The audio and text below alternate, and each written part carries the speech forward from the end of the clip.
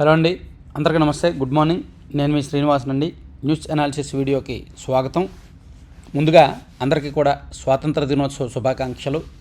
మన దేశంలో వ్యవస్థలు ఎంత బలహీనంగా ఉన్నా, అవినీతి ఎంత పెరిగినా, రాజకీయ పెత్తనాలు ఎంతగా ఉన్నా, కులాల మధ్య విద్వేషాలు, డబ్బు, సామాజిక అంతరాలు ఎంతగా ఉన్నా, స్వాతంత్ర దినోత్సవం అనేసరికి, దేశభక్తి అనేసరికి, దేశం అనేసరికి అందరం ఒక్కటైపోతాం. దేశం పట్ల విపరీతమైన భావోద్వేగాన్ని నింపుకుంటాం. అది మన దేశానికే సాధ్యం. సో మన దేశం అందుకే గొప్పది. మన దేశంలో ఉన్న జనానికి గుండెల్లో ఉండే దేశభక్తి ఖచ్చితంగా మరి ఏ దేశంలో మరి ఎవ్వరికీ ఉండదు. సో అందుకే మన దేశం గొప్పది. సో దేశ పౌరులందరికీ, మన ఛానల్ సబ్స్క్రైబర్స్ అందరికీ, ఈ వీడియో వ్యూయర్స్ అందరికీ స్వాతంత్ర దినోత్సవ శుభాకాంక్షలు. సో కంటెంట్కి వెళ్తే, మీరందరూ లైక్ చేయండి, షేర్ చేయండి. ఈరోజు వీలైతే మన వీడియోని స్టేటస్ పెట్టి అందరికీ సబ్స్క్రైబ్ చేసుకోమని చెప్పండి. మన ఛానల్ గురించి చెప్పి, దేశ భవితకు విద్యార్థులే రూపశిల్పులు అని 15 ఆగస్టు సందేశంలో రాష్ట్రపతి ద్రౌపది ముర్ము గారు ఆగస్టు 15 సందర్భంగా, స్వాతంత్ర దినోత్సవం సందర్భంగా ఆమె ఒక వీడియో రిలీజ్ చేశారు నిన్న. పరీక్ష పేపర్ల లీకేజీని అరికట్టి యువత భవిష్యత్తును కాపాడేందుకు ప్రభుత్వం సమగ్ర సంస్కరణలను చేపడుతోందని రాష్ట్రపతి ద్రౌపది ముర్ము తెలిపారు. వ్యవస్థను పూర్తి పారదర్శకం, సురక్షితం, విశ్వసనీయంగా చేసే దిశగా ఆ చర్యలు ఉంటాయన్నారు. సో తాజాగా కేంద్రం ప్రవేశపెట్టిన బిల్లు ఉంది కదా, పేపర్ల లీకేజీ అరికట్టడానికి. సో దాన్ని హైలైట్ చేస్తూ నిన్న మేడం స్పీచ్ సందేశం వచ్చింది. ఇక డేటా సెంటర్లకు 3.5 టీఎంసీలు నీరు చాలు అని వైజాగ్లో డేటా సెంటర్లు రాబోతున్నాయి కదా, దాని మీద ఒక గొడవ జరుగుతోంది. అది బయటికి మెయిన్ స్ట్రీమ్ మీడియాలు పెద్దగా కవర్ చేయట్లేదు, కానీ కొంతమంది డేటా సెంటర్లను వ్యతిరేకిస్తున్నారు. దానివల్ల పర్యావరణానికి సమతుల్యత దెబ్బతింటుందని, విపరీతమైన హీట్ వచ్చేస్తుందని, స్థానికులు ఉండలేరని, అండ్ వాటర్ ఎక్కువగా కన్జంప్షన్ ఉంటుందని, పవర్ ఎక్కువ కన్జంప్షన్ ఉంటుందని, ఇలా రకరకాల ప్రచారం నేపథ్యంలో వైజాగ్లో కొన్ని నెలలుగా, పర్టికులర్గా కొన్ని రోజులుగా చాప కింద నీరులాగా ఆ డేటా సెంటర్లకు వ్యతిరేకంగా ఫైట్ జరుగుతోంది కొంతమంది సామాజిక ఉద్యమకారులు. సో దానికి సీఎం గారు క్లారిటీ ఇస్తూ, డేటా సెంటర్లకు 3.5 టీఎంసీలు నీరు చాలు, కొందరు లేనిపోని విమర్శలు చేస్తున్నారు, తాగునీటికే తొలి ప్రాధాన్యం ఇస్తాము, ఆ తర్వాతే పరిశ్రమలకు, సాగుకు ఇస్తాము. జలవనరుల శాఖ సమీక్షలో ముఖ్యమంత్రి చంద్రబాబు, రాష్ట్రంలో నిర్మిస్తున్న డేటా సెంటర్లకు ఏడాదికి 3.5 టీఎంసీల నీరే సరిపోతుంది. ఈ ప్రాజెక్టుల నీటి అవసరాలపై కొందరు లేనిపోని విమర్శలు చేస్తున్నారు. దీనిపై ప్రజలకు అవగాహన కల్పించాలి. ఎప్పటికప్పుడు రిజర్వాయర్లో నిల్వలు, ప్రవాహాలను గమనిస్తూ జల నిర్వహణ చేపట్టాలి అని జలవనరుల శాఖ అధికారులకు ముఖ్యమంత్రి చంద్రబాబు ఉద్బోధించారు. అలాగే మరో 10 రోజుల్లో వెలుగొండ నిర్వాసితులకు 600 కోట్లు ఇవ్వడానికి ప్రభుత్వం సిద్ధమవుతోంది. నేటికి పనులు చేస్తుంటే జగన్ జాతికి ఎలా అంకితం చేశారు? మంత్రి రామానాయుడు నిలదీత. అక్కడ వెలుగొండ నిర్వాసితులను ఖాళీ చేపిస్తున్నారు, అక్కడ రిజర్వాయర్ రెడీ చేస్తున్నారు, మరో 10 రోజుల్లో నీళ్లు వదలడానికి రెడీ అవుతున్నారు. ఈ నేపథ్యంలో వాళ్ళకి మాకు ప్యాకేజీ ఇవ్వకుండా పంపించేస్తారంటే వాళ్ళు అక్కడ గొడవ చేస్తున్నారు. మీకు 10 రోజుల్లో ప్యాకేజీ వస్తుంది, నిర్వాసితులకు 10 రోజుల్లో ఇస్తామని చెప్పి ప్రభుత్వం చెప్తోందన్నమాట. సో ప్రభుత్వం వెర్షన్ ఏంటంటే 10 రోజుల్లో 600 కోట్లు ఇస్తాము అని, వాళ్ళు ఏంటంటే మాకు ప్యాకేజీ ఫైనల్ చేసి పంపించండి అంటారు వాళ్ళు. కాకపోతే ఇక్కడ పొలిటికల్ వెర్షన్ తీసుకుంటే జగన్మోహన్ రెడ్డి గారు ఎంత గమ్మత్తు అంటే, అసలు ఆ వర్క్సే పూర్తవలా, వెలుగొండ ప్రాజెక్టు పూర్తవలా, కాలువలు పూర్తవలా, ఏమీ పూర్తవలా, R&R ప్యాకేజీ ఇవ్వాలా, ఏమీ ఇవ్వాలా. కానీ 2024 ఎన్నికలకు ముందు హడావుడిగా జాతికి అంకితం చేశారు. జాతికి అంకితం చేసేసి వెళ్ళి ప్రారంభోత్సవం చేసేసారనమాట. ఇక 7 స్టార్ హోటల్ గదుల్లో కూర్చొని రైతుల గురించి మాట్లాడతారా? వైకాపా మాజీ ఎమ్మెల్యే ఆళ్ల రామకృష్ణారెడ్డికి సుప్రీంకోర్టు సూటి ప్రశ్న. రైతులు నష్టపోతే వారు న్యాయస్థానానికి ఎందుకు రాలేదని నిలదీత. చంద్రబాబు, నారాయణలపై హైకోర్టు తీర్పును సవాల్ చేస్తూ వేసిన పిటిషన్ కొట్టివేత. వైసీపీలో ఒక కల్చర్ ఉందండి, కింది కోర్టులు ఏదైనా వ్యతిరేక తీర్పులు ఇస్తే వాళ్ళకి లెంపకాయ కొడితే, ఇది మాకు చాలదు, మాకు పై కోర్టులు కూడా కొట్టాలి, మాకు కింద కోర్టు బుద్ధి చెప్తే చాలదు, పై కోర్టు కూడా బుద్ధి చెప్పాలని సుప్రీంకోర్టుకు వెళ్ళి వాళ్ళ చేత కూడా కొట్టించుకోవడం వైసీపీ వాళ్ళకి బాగా అలవాటు. అది వెనతో పెట్టిన విద్యగా మారిపోయింది వాళ్ళకి. అధికారంలో ఉన్నప్పుడు అంతే, ఇప్పుడు అంతే. చూడండి, వైకాపా మాజీ ఎమ్మెల్యే ఆళ్ల రామకృష్ణారెడ్డికి సుప్రీంకోర్టులో చుక్కెదురైంది. రాజధాని అమరావతి కోసం సమీకరించిన అసైన్డ్ భూములకు పరిహారం చెల్లింపుల నిబంధనలకు విరుద్ధంగా 2016లో జీవో నెంబర్ 41 జారీ చేశారంటూ అప్పటి ముఖ్యమంత్రి చంద్రబాబు, పురపాలక శాఖ మంత్రి నారాయణలపై 2021లో ఆళ్ల ఇచ్చిన ఫిర్యాదు ఆధారంగా సిఐడి నమోదు చేసిన కేసు ఎఫ్ఐఆర్ను హైకోర్టు గత నెల 15న కొట్టివేసిన సంగతి తెలిసిందే. ఆ తీర్పును సవాల్ చేస్తూ ఆళ్ల రామకృష్ణారెడ్డి దాఖలు చేసిన 2 వేర్వేరు పిటిషన్లు ప్రధాన న్యాయమూర్తి justice Surya Kant, justice Joymalya Bagchi, justice V మోహన్లతో కూడిన ధర్మాసనం శుక్రవారం కొట్టేసింది. తమకు అన్యాయం జరిగిందంటూ ఏ రైతు న్యాయస్థానాన్ని ఆశ్రయించకపోయినా వారి పేర్లు చెప్పుకొని 7 స్టార్ హోటల్ గదుల్లో కూర్చున్న వారు రావడం ఏంటనే నిలదీసింది. బాగా గడ్డి పెట్టింది. ఇటువంటి వాళ్ళకి పెట్టాలి గడ్డి. ఒకసారి ఒక కోర్టు గడ్డి పెట్టినా వీళ్ళు సరిపోదు, మాకు ఇంకా కావాలంటారు. చూడండి, ఆంధ్రజ్యోతిలో దీన్ని బాగా హైలైట్ చేశారు. రాజకీయ యుద్ధాలకు కోర్టులా, ఆళ్లపై సుప్రీంకోర్టు తీవ్ర అసహనం. ఏ రైతు కోర్టు ఎందుకు రాలేదు? పరిహారం కోసం వారు పిటిషన్ వేశారా? ఓ పార్టీ వ్యక్తే ఎఫ్ఐఆర్ నమోదు చేయించారు. సమీకరణ అంటే సివిల్ కేసు కదా, క్రిమినల్ కుట్రగా మార్చడం రాజ్యాంగ విరుద్ధం అని అక్కడ హైకోర్టు ఇచ్చిన తీర్పుని, సుప్రీంకోర్టు ఇచ్చిన అంశాన్ని హైలైట్ చేస్తూ, పట్టణాలు గ్రామాల్లో తాగునీటికే పెద్దపేటని సీఎం గారు పారిశ్రామిక అవసరాలకే తొలి ప్రాధాన్యం, తర్వాత ప్రాధాన్యం, ఫస్ట్ తాగునీటికే తొలి ప్రాధాన్యత, జలవనరుల శాఖ సమీక్ష సందర్భంగా సీఎం గారు చెప్పిన అంశాన్ని కూడా ఆంధ్రజ్యోతిలో హైలైట్ చేశారు.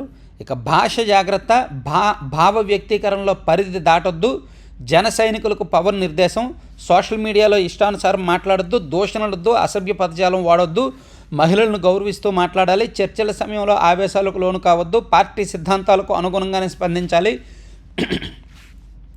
రాజకీయ శత్రువుల వలలో పడొద్దు, అంతర్గత విభేదాలు సృష్టించే కుట్రలను, విష ప్రచారాలను తిప్పికొట్టాలి అని పవన్ కళ్యాణ్ గారు చెప్పిన అంశాన్ని చాలా జాగ్రత్తగా ఆయన తన పార్టీ శ్రేణులకు సూచనలు ఇచ్చారు.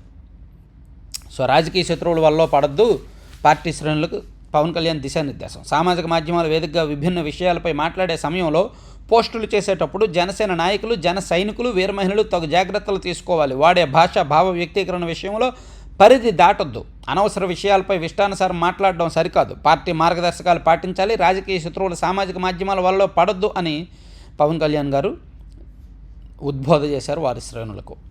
దాన్ని కూడా ఈనాడులో రాశారు, ఆంధ్రజ్యోతిలో రాశారు. ఇక ఆంధ్రప్రదేశ్లో ఈ ఓటర్ల జాబితా ప్రత్యేక సమగ్ర సవరణ ద్వారా 44,20,000 ఓట్లు పోయాయి కదా, వాళ్ళందరికీ కూడా నోటీసులు ఇవ్వడానికి ఎన్నికల సంఘం సిద్ధమవుతోంది. వారంతా ముసాయిదా జాబితాలో ఉన్నవారే. మ్యాచింగ్ చేసుకోకుండా వదిలేయడం, తప్పిదాలు, లోపాలతో కూడిన వివరాలు ఇవ్వడమే కారణం. విచారణలో ఓటర్లిచ్చే సవరణతో సంతృప్తి చెందితే తుది జాబితాలో వారి పేర్లు కొనసాగింపు అని ఎన్నికల సంఘం చెబుతోంది. ఓటర్ల జాబితా సమగ్ర సవరణలో భాగంగా ఇటీవల విడుదల చేసిన ముసాయిదా జాబితాలోని ఓటర్లలో 44.20 అంటే 44,20,000 మంది ఓటకు ఎన్నికల సంఘం నోటీసులు జారీ చేస్తోంది. నిబంధనల ప్రకారం ప్రస్తుత జాబితాలోని ఓటర్లు 2002 నాటి జాబితాలో తమ పేర్లు లేదా తల్లిదండ్రుల పేర్లు లేదా సంబంధికుల పేర్లు ఉంటే మ్యాచింగ్ చేసుకోవాలి. బిఎల్ఓలకు సమర్పించిన ఎన్యుమరేషన్ పత్రాల్లో చాలామంది ఓటర్లు తమ వివరాలను మ్యాచింగ్ చేయకుండా వదిలేశారు. మరికొందరు తప్పిదాలు, లోపాలతో కూడిన వివరాలతో మ్యాచింగ్ చేసుకున్నారంట. అది చూడొచ్చు.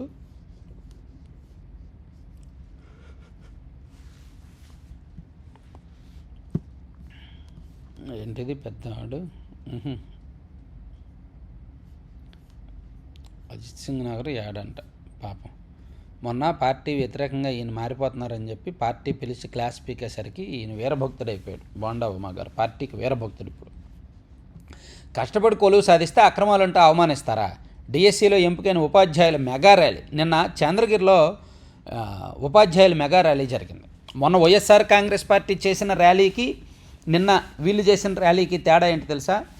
వైఎస్ఆర్ కాంగ్రెస్ పార్టీ వాళ్ళు వైసీపీ కార్యకర్తలతో ర్యాలీ చేశారు. టీడీపీ వాళ్ళు ప్రభుత్వమేమో ఓన్లీ టీచర్లు ర్యాలీ చేశారు. ఉద్యోగాలు పొందిన టీచర్లు ర్యాలీ చేశారు. ఏళ్ల తరబడి పుస్తకాలతో కుస్తీ పట్టి కుటుంబాలు, పసిపిల్లలను వదిలేసి అహోరాత్రులు శ్రమించి కొలువు సాధిస్తే దీన్ని రాజకీయం చేసి అక్రమాలంటూ ఆరోపణలు చేయడంపై 2025 మెగా డిఎస్సి ఉపాధ్యాయులు తీవ్ర మనస్తాపం వ్యక్తం చేశారు. సో చంద్రగిరి నియోజకవర్గంలో డిఎస్సి అభ్యర్థులు, ఉపాధ్యాయులు, వారి తల్లిదండ్రులు భారీ ఆందోళన చేపట్టారు. అది చూడొచ్చు. ఇక సాంకేతికత ఓ సాధనం మాత్రమే, సృజనాత్మకంగా ఆలోచించడం మర్చిపోవద్దు. న్యాయవాదులకు సూచించిన high court CJI justice Lisa Gill. High court advocate services portal ప్రారంభం. నవ్యాంధ్ర రాజధానిలో చారిత్రాత్మక ఘట్టం. తొలి స్వాతంత్ర దినోత్సవానికి ఘనంగా ఏర్పాట్లు.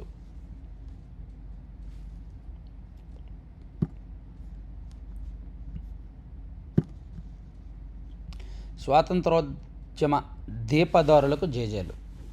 ఉపరాష్ట్రపతి సందేశాన్ని ఇచ్చారు.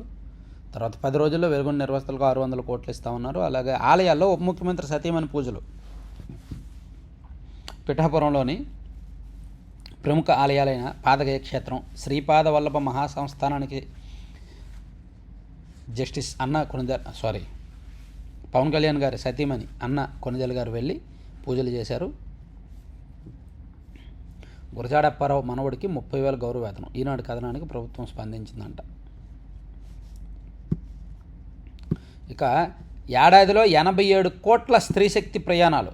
లాస్ట్ ఇయర్ ఆగస్టు 15వ తేదీన స్త్రీశక్తి పథకాన్ని స్టార్ట్ చేశారు కదా, ఉచిత ప్రయాణాలు. సో సంవత్సరంలో 3,095 కోట్లు ప్రభుత్వం ఖర్చు చేసి 87 కోట్ల మంది ప్రయాణం చేశారంట. స్త్రీశక్తికి సంవత్సరం రెట్టింపైన ఆత్మగౌరవం పేరుతో నేడు కార్యక్రమాలు.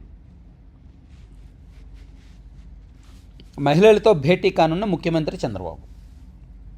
నన్ను అడిగితే ఈ పథకం వల్ల అంత యూజ్ లేదేమో అనుకుంటున్నా, బట్ ఎందుకు మనం అలా చెప్పకూడదు కదా. మీరే కామెంట్ చేయండి, అసలు స్త్రీశక్తి పథకం వల్ల యూజ్ ఉందంటారా? 87 కోట్ల ఉచిత ప్రయాణాలు. ఏడాదిలో స్త్రీశక్తికి లబ్ధి ఇది. రోజు 24 లక్షల మంది ప్రయోజనం. స్కీమ్పై ఇప్పటి వరకు 3,095 కోట్ల వ్యయం. ఆర్టీసీ బస్సుల ప్రయాణాల్లో 40 నుంచి 62% పైగా అతివల వాటా. స్త్రీశక్తికి సంవత్సరం రెట్టింపైన ఆత్మగౌరవం పేరుతో నేడు రాష్ట్ర వ్యాప్తంగా కార్యక్రమాలు. 87 కోట్ల స్త్రీశక్తి ప్రయాణాలు అంట. బాగుంది. ఇక తరుణి, ఇదే మంచి తరుణం. PMFME పథకానికి స్త్రీనిధి అనుసంధానం. 3 లక్షల వరకు తీసుకునే రుణానికి వర్తింపు. మీరు డ్వాక్రా మహిళ, ఆహార శుద్ధిరంగంపై ఆసక్తి ఉందా? పండ్లు, కూరగాయలు ప్రాసెసింగ్, చిరుధాన్యాలు, పప్పులు, మసాలాలు, పచ్చళ్ళు, పిండి పదార్థాలు, స్నాక్స్ వంటి ఆహార ఉత్పత్తుల తయారీ యూనిట్లు ఏర్పాటు చేసుకొని ఉపాధి పొందాలనుకుంటున్నారా? అయితే మీకోసమే గ్రామీణ పేదరిక నిర్మూలన సంస్థ కొత్త పథకానికి శ్రీకారం చుట్టింది. ప్రధానమంత్రి formalisation micro food processing enterprises పథకానికి స్త్రీనిధి అనుసంధానించింది. దీని కింద వ్యక్తిగత రుణాలను అందిస్తోంది. సో 3 లక్షల వరకు లోన్ ఇచ్చి దానికి 35% సబ్సిడీ ఇస్తారంట, రాయితీ కూడా ఇస్తారంట. ఇక లోకాయుక్తగా విశ్రాంత న్యాయమూర్తి జస్టిస్ మల్లికార్జునరావు ఎంపిక చేసిన సీఎం ఆధ్వర్యంలోని కమిటీ త్వరలో అధికారిక ఉత్తర్వులు వెలువడే అవకాశం. ఏపీ లోకాయుక్తగా హైకోర్టు విశ్రాంత న్యాయమూర్తి జస్టిస్ తల్లాప్రగడ మల్లికార్జునరావును ఎంపిక చేశారంట. ఇక ఆర్టీసీ ఉద్యోగుల ఉద్యమం తాత్కాలిక వాయిదా. ఐకాస నేతలతో ఎండీ చర్చలు సఫలం. 35 సమస్యల పరిష్కారానికి హామీ.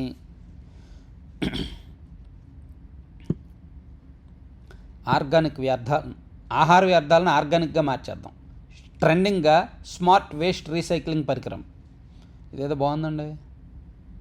పండ్ల తొక్కలు, ఆకుకూరలు, కూరగాయలు, మిగిలిపోయిన మాంస ముక్కలు, వాటి ఎముకలు, పెద్ద ఎముకలు వద్దంట. కుళ్ళిన గింజలు, కోడిగుడ్డు పెంకులు, పాలు, ఇవన్నీ కూడా ఆర్గానిక్గా మళ్ళీ రీసైకిల్గా చేసుకోవడానికి ఉపయోగిస్తున్నారంట.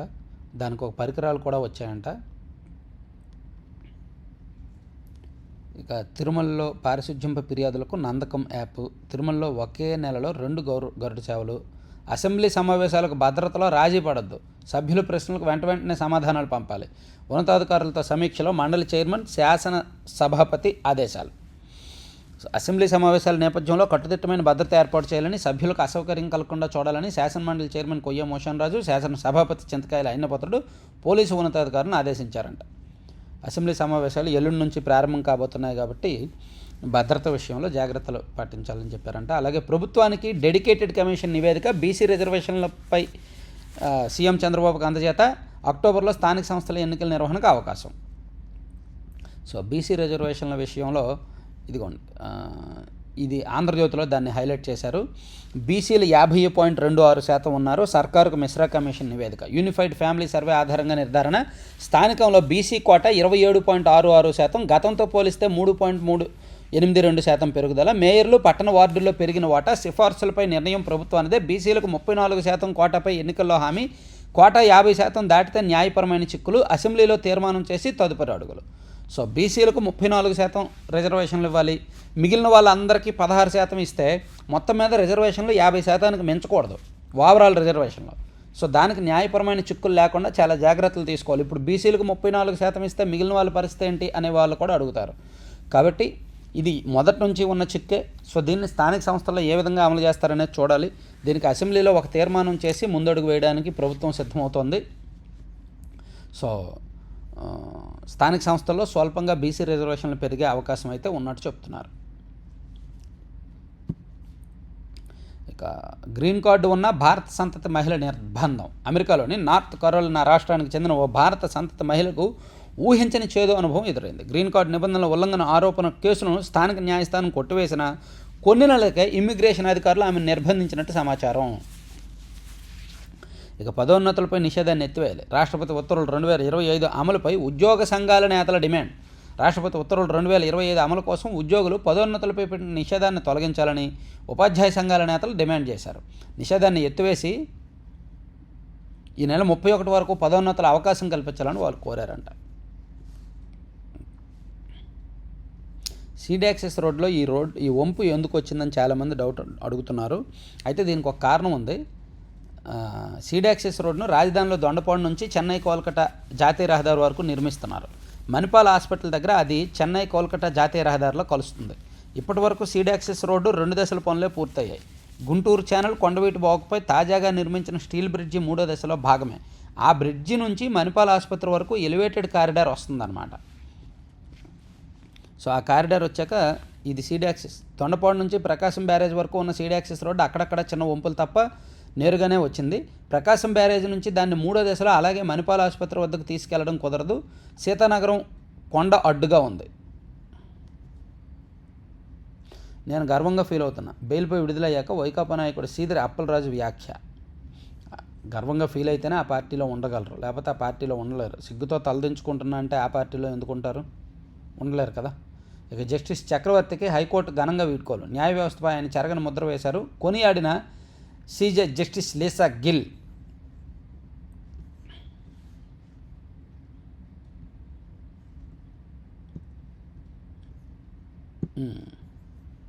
మీ కులం ఏంటి? మీకు ఎన్ని బ్యాంకు ఖాతాలు ఉన్నాయి? జనాభా లెక్కల తుది దశలో 40 ప్రశ్నలు. అందులో కొత్తగా చేర్చిన 12. గెజిట్ నోటిఫికేషన్ విడుదల చేసిన కేంద్రం. కులం వివరాలు సేకరించడం స్వాతంత్రం వచ్చాక ఇదే తొలిసారి. జనాభా లెక్కల తుది దశలో పౌరుల కులం వివరాలతో పాటు ఇతర వ్యక్తిగత సమాచారం కోసం 40 ప్రశ్నలు అడగాలని కేంద్రం నిర్ణయించింది. ఈ ప్రశ్నలను వివరిస్తూ registrar general of India Mrutyunjay Narayan శుక్రవారం గెజిట్ నోటిఫికేషన్ విడుదల చేశారు. మంచు కురిసే రాష్ట్రాల్లో సెప్టెంబర్లో, అంటే ఏపీ, తెలంగాణ సహా దేశవ్యాప్తంగా వచ్చే ఫిబ్రవరిలో తుది దశ జనగణన జరుగుతుంది. ఇప్పుడు ఆల్రెడీ ప్రిలిమినరీ అంటే ప్రాథమికంగా జనగణన పూర్తయింది. ఇప్పుడు 2వ దశలో తుది దశ జనగణన మళ్ళీ జరగబోతోంది. దానిలో కొత్తగా కొన్ని ప్రశ్నలు చేర్చారంటండి. పాత ప్రశ్నలు 28 ఉండగా కొత్తగా 12 ప్రశ్నలు చేర్చారు. అందులో మనకున్న బ్యాంకు ఖాతాల వివరాలు, మన కొన్ని వ్యక్తిగత వివరాలు, అలాగే మన కులం, సంపాదన, ఇవన్నీ కూడా అడగబోతున్నారంట. తల్లి వివరాలు, వైకల్యం, మాతృభాష అండ్ తెలిసిన ఇతర భాషలో అక్షరాస్యత, డిజిటల్ అక్షరాస్యత, విద్యా సంస్థల్లో ఎంతవరకు చదువుకున్నారు, గరిష్టంగా ఎంతవరకు చదివారు, అది ఏ కోర్సు, ఏ విభాగం, గత ఏడాది కాలంలో ఎప్పుడైనా పనిచేశారా, ఆర్థిక కార్యకలాపాల కేటగిరీ, ఇవన్నీ కూడా అడగబోతున్నారంట. జనగణనలో ఇప్పటి వరకు ఇవన్నీ అడగలేదు. ఇదే ఫస్ట్ టైం. సో ఇవన్నీ ఈనాడులో అంశాలండి. ఈనాడుని పక్కన పెట్టే సాక్షికి వెళ్దాం. సాక్షిలో చూస్తే వాహనాల భద్రత ప్రాజెక్టు ముసుగులో మరో భారీ స్కామ్ అని కమిషన్ల వాహనం మార్కెట్లో 2500కు దొరికే VLTD 10,000 చొప్పున కొనుగోలుకు సిద్ధం. వామ్మో! టెండర్ నిబంధనలు ఇష్టారంగా మార్చేసి కంపెనీలతో బేరసారాలు. ఒక్కో పరికరానికి 2,000 చొప్పున కమిషన్.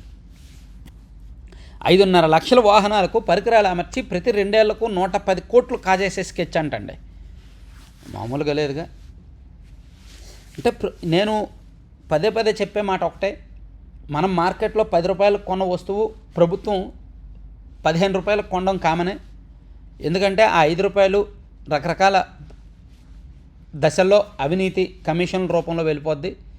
అయితే దురదృష్టవశాత్తు మనం మార్కెట్లో 10 రూపాయలకు కొనే వస్తువు వీళ్ళు బయట 50 రూపాయలకు కొంటున్నారు. అదే సమస్యగా మారింది. ప్రజాధనాన్ని దోచుకుంటారు, అవినీతి చేస్తారు అని ప్రతి ఒక్కరూ మనం మానసికంగా ఫిక్స్ అయిపోతాం. కాకపోతే తినేది ఒక పావలా వాటా ఉండాలనుకుంటాం తప్ప ₹1 జనాలకు పెట్టి పావలా వాటా తింటారు అనుకోవడం సహజం. కానీ వీళ్ళు ₹1 జనానికి పెట్టి ₹4 తింటున్నారు అనేదే ఇబ్బందికరంగా మారింది. అయితే ఈరోజు సాక్షిలో వేశారు కాబట్టి మనం పూర్తిగా నమ్మలేము. రాష్ట్రంలో వాహనాల భద్రత ప్రాజెక్టుకు ప్రత్యేకంగా కమాండ్ కంట్రోల్ సిస్టమ్ ముసుగులో భారీ స్కామ్కు రంగం సిద్ధమైంది. బస్సులు, లారీలు, ఇతర ప్రైవేట్ వాహనాల కోసం అంటూ వెహికల్ లొకేషన్ ట్రాకింగ్ డివైస్ ప్రాజెక్టుకు త్వరలో తెరపైకి తేవడంతో ఇప్పటికే అందుబాటులో ఉన్న ఆర్టీజీఎస్ స్టేట్ డేటా సెంటర్లను పక్కన పెట్టి ప్రత్యేకంగా 25 కోట్లతో కమాండ్ కంట్రోల్ సిస్టమ్ ఏర్పాటుకు ప్రభుత్వ పెద్దలు పచ్చజెండా ఊపారు. సో దీనిలో 2 ఏళ్లకు ఒకసారి 110 కోట్ల చొప్పున VLTD అమరుస్తారంట. అలాగే న్యాయ వ్యవస్థకు జస్టిస్ చక్రవర్తి ఎనలేని సేవలు. ఓకే. బీసీలకు మరో వెన్నుపోటు. 34% రిజర్వేషన్లు ఉత్తుత్తే. ఆ హామీ అమలు చేయలేమని చేతులెత్తేస్తున్న చంద్రబాబు సర్కారు. డెడికేటెడ్ కమిషన్ నివేదికతో ఆ మాట చెప్పించిన వైనం. గ్రామాల వారీగా జనాభా ప్రకారం రిజర్వేషన్లు అమలు చేయాలన్న నివేదిక. 2 ఏళ్ల కాలయాపన తర్వాత తనకు అనుకూలంగా నివేదిక. మొత్తం రిజర్వేషన్లు 50% మించకూడదని మెలిక. మొత్తం రిజర్వేషన్లు 50% మించకూడదనేది సుప్రీంకోర్టు చెప్పింది, రాజ్యాంగంలోనూ ఉంది. ఈవెన్ తమిళనాడు లాంటి రాష్ట్రాలు, మేము బీహారు సహా కొన్ని రాష్ట్రాలు సెపరేట్గా ఒక 10% రిజర్వేషన్లు తీసుకొని 60% మేము రిజర్వేషన్లు ఇస్తాము అనేటట్టు చెప్పినా సరే సుప్రీంకోర్టులు ఒప్పుకోలేదు గతంలో. ఈ రిజర్వేషన్ల విషయంలో చాలా గందరగోళం అయితే ఉంది. సో దాని మీద సాక్షి రెచ్చగొట్టేలా ఒక వార్త రాశారు. తర్వాత సమస్యలపై మాట్లాడితే సస్పెన్షన్ వేటు. ఢిల్లీకి వెళ్లిన 3 టీచర్లపై కక్ష సాధింపు. వైఎస్ఆర్సీపీ ఎంపీలు, ఎమ్మెల్సీలతో పాటు కేంద్ర మంత్రిని కలిసిన ఉపాధ్యాయ సంఘం నేతలు. లక్షలాది ఇన్ సర్వీస్ టీచర్లకు టెట్ మినహాయింపు ఇవ్వాలనేదే వారి విజ్ఞప్తి. దీన్ని జీర్ణించుకోలేక వాట్సాప్ మెసేజ్ ఆధారంగా చంద్రబాబు చర్యలు. మరి ఉండాలి కదండి, వైసీపీ నాయకులతో వెళ్ళడం ఏంటి? వాళ్ళు సొంతంగా వెళ్ళాలి కదా. టీచర్లు వెళ్ళాలంటే సొంతంగా వెళ్ళండి, పార్టీ నాయకులతో కలిపి ఎందుకు వెళ్తారు? అందుకు సస్పెండ్ చేశారు. ఇక ఉద్యోగులను ఇబ్బంది పెడతారా? ఉన్నతాధికారులతో సమావేశంలో ఉద్యోగ సంఘాల నేతల ఆగ్రహం. ఏంటి సాక్షిలో యాడ్లు ఎక్కువ వచ్చాయి, రోజు యాడ్లు వేసుకోవచ్చు కదమ్మా, ఎందుకు మాకు అబద్ధపు వార్తల తాకిడి? సెన్సెస్ 2027 ప్రశ్నావళి, మీ కులం ఏమిటి? ఇందాక చెప్పుకున్నదే. తర్వాత 78 మందికి శౌర్య పురస్కారాలంట. అనని మాటలు అన్నట్టు చూపించారు, వక్రీకరించారు, దుర్వినియోగం చేశారు, యువతను తప్పుదోవ పట్టించారు. సందర్భరహితంగా వ్యాఖ్యల ప్రసారం. కాక్రోచ్ వ్యాఖ్యలపై సీజీఐ ఆవేదన. కాక్రోచ్ వ్యాఖ్యల నేపథ్యంలోనే ఆయన ఆ next day cockroach Janata party పుట్టింది. పాపం జస్టిస్ సూర్యకాంత్ గారు దాని మీద ఎంత వివరణ ఇచ్చినా జరగాల్సిన నష్టం జరిగిపోయింది. వాళ్ళందరూ సందర్భం కోసం కాసు కూర్చున్నారు. సందర్భం వచ్చింది, సీజేపీ పుట్టింది. ఆదాయానికి మించి అప్పు ముప్పు. రాష్ట్రానికి ఆర్థికంగా దివాలా తీస్తున్న చంద్రబాబు సర్కార్. సొంత పన్ను రాబడి కన్నా అప్పులే ఎక్కువ. ఈ ఆర్థిక సంవత్సరం తొలి 4 నెలల్లోనే సొంత రాబడి 38,092 కోట్లు, కానీ అప్పులు మాత్రం 49,134 కోట్లు. సొంత పన్ను రాబడికి మించి 11,042 కోట్లు అదనంగా అప్పు అంట. నిజమే, అప్పులు ఎక్కువగా చేస్తున్నారు. ఇక పెరేడ్ గ్రౌండ్ అభివృద్ధికి 6.68 కోట్లు, మెరుగుకు 3.30 కోట్లు. వ్యక్తిత్వ వికాస నిర్మాణ కార్యక్రమం, పుస్తకావిష్కరణ. చదువులో సాగు భాగం కావాలి. పాఠశాల స్థాయి నుంచే వ్యవసాయ విద్య అందించాలి. సో ఇవన్నీ సాక్షిలో వచ్చిన అంశాలు. ఆంధ్రజ్యోతిలో చూసుకుంటే ఇవన్నీ చెప్పుకున్నాం, పైన ఉన్నాయి. కింద భాష జాగ్రత్త అనేది చెప్పుకున్నాం. 35 డిమాండ్లకు ఓకే. ఆర్టీసీ జేఏసీతో చర్చలు సఫలం, అది ఓకే. ఇక చంద్రగిరిలో ఆత్మగౌరవ ర్యాలీ ఒకటి హైలైట్గా జరిగింది, దాన్ని కూడా ఇక్కడ రాశారు. ఇంకా నెక్స్ట్ ఇంకో పేజీకి వెళ్తే 13,000 కోట్ల కేసులో సూత్రధారి వీరేందర్ బసోయాను అప్పగించిన UAE. ఇంటర్పోల్ సాయంతో తీసుకొచ్చిన NSP. అంతర్జాతీయ నిషేధిత మాదక ద్రవ్యాల స్మగ్లింగ్ కేసులో మోస్ట్ వాంటెడ్ మాఫియా సూత్రధారి వీరేందర్ సింగ్ బసోయాను నార్కోటిక్ కంట్రోల్ బ్యూరో NCB అధికారులు ఎట్టకేలకు భారత్కు రప్పించారు. 13,000 కోట్ల విలువైన స్కామ్లో అతను సూత్రధారి. ఇక ఫీజు కడితేనే అడ్మిషన్. కన్వీనర్ కోటాకు ఇంజనీరింగ్ కాలేజీల demand. Hostel, donation, bus fee పేరుతో దోపిడీ. ట్యూషన్ ఫీజులోనూ కొంత కట్టాల్సిందే, లేకుంటే అడ్మిషన్లు ఇవ్వబోమంటున్న యాజమాన్యాలు. ప్రభుత్వం సకాలంలో ఇవ్వడం లేదని ముందే కట్టించుకుంటున్న వైనం. విద్యార్థులు, తల్లిదండ్రులపై భారం. సో ఇది చూడొచ్చు, ఫీజు కడితేనే అడ్మిషన్ ఇస్తామని ఇంజనీరింగ్ కాలేజీలు కన్వీనర్ కోటాలు చాలా స్పష్టంగా చెప్పేస్తున్నాయి. అదొకటి ఆంధ్రజ్యోతిలో రాశారు. ఇక మున్ముందు భారీ ఉద్యమాలు. జంజీకి CJP ఒక్కటే వేదిక కాదు, సమస్యలపై ఎవరి పోరాటం వారిదే. మంచిది. ఇరాన్కు 2 టన్నుల బంగారం, డబ్బు, విమానాలు కూడా ఇచ్చిన యూఏఈ అంట. యుద్ధం నేపథ్యంలో ఇరాన్ పేదరికంలో ఉంది కదా, ఇరాన్లో ఆర్థిక సంక్షోభం వచ్చింది కదా, అందుకని 2 టన్నుల బంగారం, డబ్బు, విమానాలు కూడా యూఏఈ పంపించిందంట. దాన్ని హైలైట్ చేశారు. సో ఇవండి 3 పత్రికల్లో వచ్చిన వార్తాంశాలు. సో చివరి వరకు చూసిన ప్రతి ఒక్కరికి ధన్యవాదాలండి. సో దయచేసి లైక్ చేయండి, షేర్ చేయండి, మీ మిత్రులందరికీ పంపించండి. Thank you very much.